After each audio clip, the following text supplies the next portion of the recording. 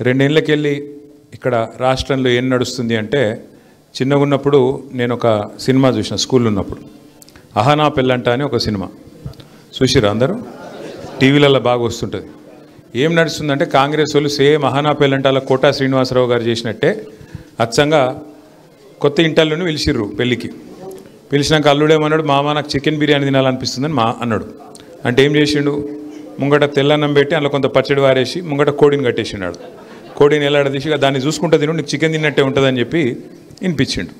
Same to same గదే పని రేవంత్ రెడ్డి గారు ఎలక్షన్ ముందు రాహుల్ గాంధీని తీసుకొచ్చి, సిద్ధరామయ్య గారిని తీసుకొచ్చి, సల్మాన్ ఖుర్షీద్ని తీసుకొచ్చి, ప్రియాంక గాంధీ గారిని తీసుకొచ్చి, ఖార్గే గారిని తీసుకొచ్చి, అందరిని తీసుకొచ్చి మంచిగా మన ముంగట ఒక కోడి కట్టిండు.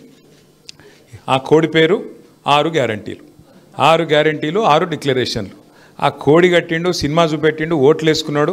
ఇక ఓడ మీద ఉన్నప్పుడు ఓడమల్లన్న, ఒడ్డుకెక్కినాక బోడమల్లన్న. ఇప్పుడు ఏమైందిరా బాయ్, మరి ఏం సంగతి చెప్తలేవు, ఏం సంగతి 100 రోజులు అన్ని చేస్తా అంటివి, ఏడబోతివి, ఏం సంగతి అంటే ఇప్పుడు కొత్త కథ ఎత్తుకున్నాడు. నాకేం తెలుసు, ఇక్కడ లంకె బిందెలు ఉంటాయనుకుని వచ్చిన, లంకె బిందెలు లేవు కాబట్టి నేను చెయ్యా. పోనీ డైరెక్ట్గా చెయ్యా అని చెప్తాడంటే చెయ్యా అని చెప్పాడు. నిన్న పోయిండు యూసఫ్ గూడకు. ఇప్పుడే మా కమలాకర్ అని అంటుండు పక్కకెళ్ళి.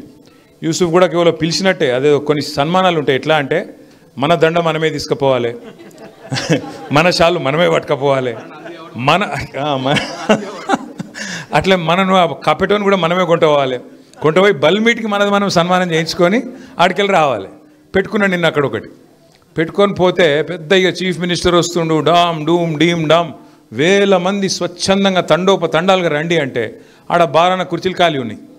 వచ్చిన వాళ్ళు కూడా ఒకళ్ళు అడు చూస్తుర్రు, ఒకళ్ళు ఇడు చూస్తుర్రు, ఎక్కడ కూడా ఏం లేదు. ఇక ఆడ పోయేదో లేనిపోయిన ఆవేశం తెచ్చిపెట్టుకొని డైలాగులు కొట్టిండు కొన్ని.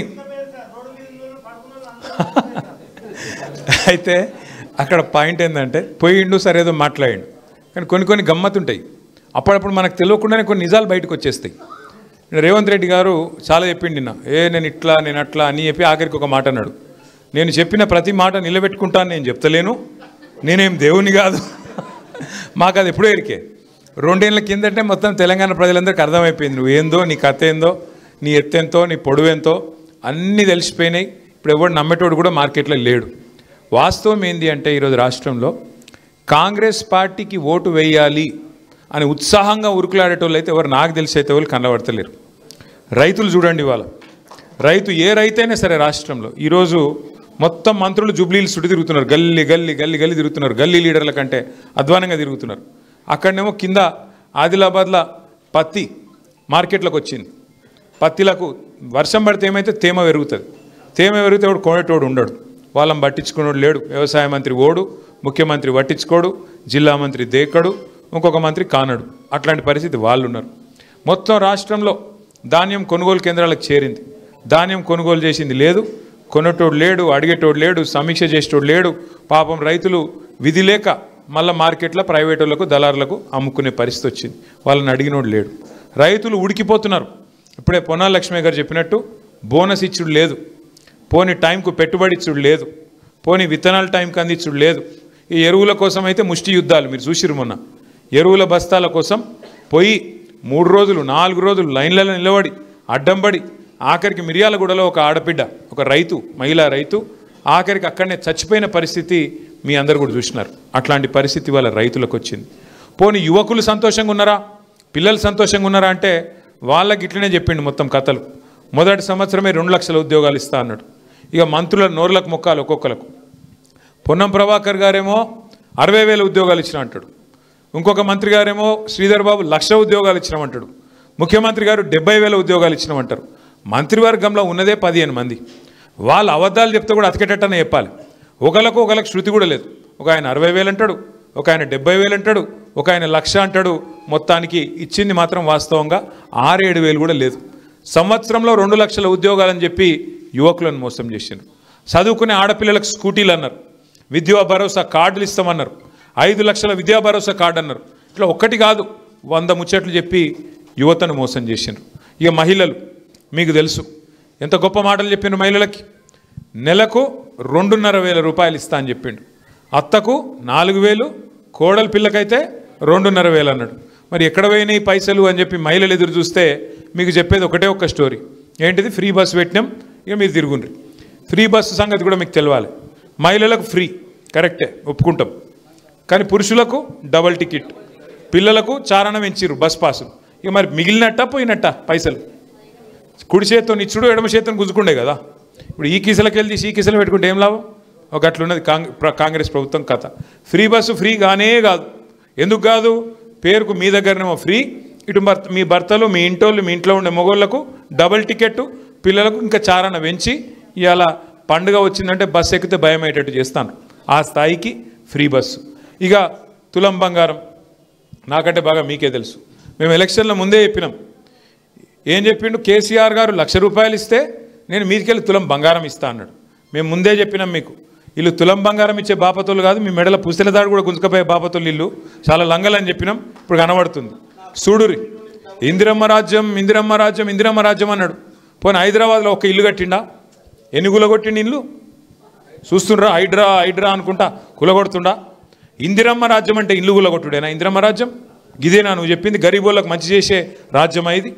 పెద్దవాళ్ళవి కనబడతలేవు నీకు. మూసీని అడ్డంగా కట్టి పెద్ద పెద్ద బిల్డింగ్లు కడితే అవి కనబడతలేవు హైడ్రాకు.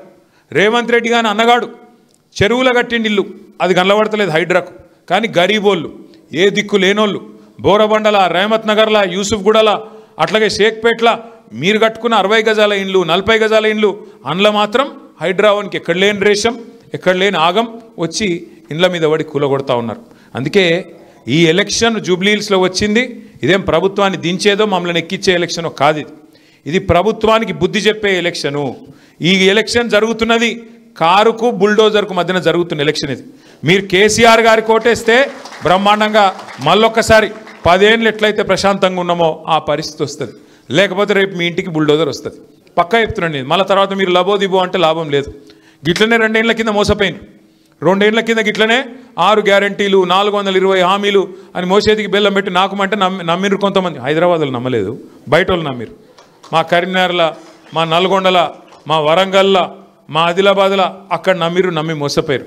హైదరాబాద్ వాళ్ళు హుషారు, మీరు నమ్మలే. కాంగ్రెస్ వాళ్ళు లంగలు, వీళ్ళని నమ్మొద్దని చెప్పి ఔటర్ రింగ్ రోడ్డు లోపల ఒక్క సీటు కూడా కాంగ్రెస్కి ఇవ్వకుండా మొత్తంగా బీఆర్ఎస్ని గెలిపించింది మీరు. మీకు ఆ చైతన్యం ఉంది మొదటి నుంచి. ఎందుకంటే మీకు ఎరికే కాంగ్రెస్ వాళ్ళని చూసి మీకు ముందే మొత్తం వాళ్ళ రంగు, రుచి, పుట్టుమచ్చలతో సహా తెలుసు. కాబట్టే మీరు నమ్మలే. ఇప్పుడు కూడా మళ్ళా కొత్త వేషాలు వేసుకొని తిరుగుతున్నారు. గల్లీకి ఒక మంత్రి తిరుగుతుండు, అభివృద్ధి చేస్తాం. నేను ఒక్క మాట అడుగుతున్నా, చెప్పండి. నేను ఒక కాంగ్రెస్ ఎమ్మెల్యే మహబూబ్నగర్ ఆయన కుల్లా చెప్తున్నాడు. ఆయన ఎన్ఎం శ్రీనివాసరెడ్డి ఏమంటుండు? బుడ్డ పైసలేదు, ఊళ్ళలో కోత 2 లక్షలు లేదు, 5 లక్షలు లేదు ఎమ్మెల్యేల కాడ. మేము ఉత్తగా పెళ్ళిళ్ళకి పోతున్నాం, పేరెంటాలకు పోతున్నాం, శవాలు ఎక్కడైనా చచ్చిపోయినంటే శవయాత్రకు పోతున్నాం తప్ప మా దగ్గర బుడ్డ పైసలు లేదని చెప్తుండు. మరి గెలిచినాక నీ పార్టీ టికెట్ మీద గెలిచిన వాళ్ళు 64 మంది ఉన్నారు, వాళ్ళకే దిక్కులేదు. ఇంకొకటి గెలిస్తే ఇంకొని ఏం చెప్తావు మరి నువ్వు? పక్కన కంటోన్మెంట్ కాన్స్టిట్యున్సీ ఉంటుంది, గిన్నె జూబ్లీహిల్స్ పక్కకు అంటుకునే ఉంటుంది. కంటోన్మెంట్లో గెలిచి సంవత్సరంన్నర కాంగ్రెస్ వాళ్ళు. కంటోన్మెంట్లో అప్పుడు మనకి ఇట్లనే ఉప ఎన్నిక వచ్చింది. మన ఎమ్మెల్యే అమ్మాయి చనిపోయింది, లాస్యా నందిత. ఉప ఎన్నిక వచ్చింది. ఉప ఎన్నిక వస్తే కాంగ్రెస్ వాళ్ళు ఇక్కడ సేమ్ జూబ్లీహిల్స్లో వేసిన క్యాసెటే అక్కడ ఇచ్చారు. ఏం చెప్పారు? గెలవంగానే 1000 కోట్లు తెస్తాం, గెలవంగానే మీకు 6000 ఇండ్లు ఇస్తాం. ఇచ్చిర్రా ఒక ఇల్లన్నా? 1000 కోట్లు వచ్చినాయా కంటోన్మెంట్లో? మరి అమ్మకు అన్నం పెట్టినోడు చిన్నమ్మకు బంగారు గాజులు చేయిస్తాడా? అమ్మకు అన్నం పెట్టినోడు అని ఎందుకంటున్నా అంటే 64 మంది గెలిచిన వాళ్ళని చూసుకోడట. కానీ కొత్తగా ఇప్పుడు గెలిపిస్తే అభివృద్ధి చేస్తారట. ఏం అభివృద్ధి చేస్తావు?